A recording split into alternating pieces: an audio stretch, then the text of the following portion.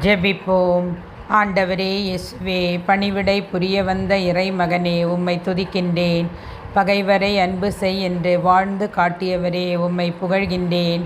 இழிவாக கருதப்பட்ட என்னை உயர்த்திய இயேசுவே, உம்மை நன்றியோடு துதிக்கின்றேன். இயேசுவின் பெயரை முன்னிட்டு அவமதிப்புக்கு உரியவர்களாக கருதப்பட்டதால் திருத்தூதர்கள் மகிழ்ச்சியோடு தலைமை சங்கத்தை விட்டு வெளியே சென்றார்கள் என்று இன்றைய இறை வார்த்தையின் மூலமாக வாசிக்கும் நான், எவற்றையெல்லாம் உமது நாமத்திற்காக தாங்க வேண்டும், எவற்றில் மகிழ வேண்டும் என்று கற்றுத்தாரும்.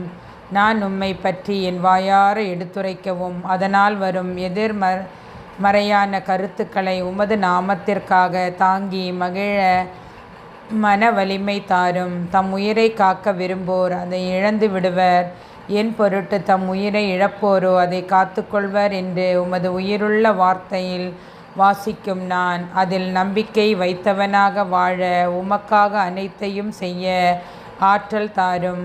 ஆண்டவரே இயேசுவே, இறுதி வரை உம்மில் நிலைத்திருந்து மீட்படைய வாக்கு பண்ணும். வேதனைகளும் இழப்புகளும் பிரிவுகளும் ஏக்கங்களும் என்னை சூழும்போது தாங்கிடவும், துன்பங்களின் போது பாவங்கள் செய்யாமலும் கோபம் கொள்ளாமலும் மன அமைதியுடன் அனைத்தையும் தாங்கி நடந்திட வரம் தாரும். இன்றைய நாளில் என் வாழ்வை ஆசீர்வதியும்.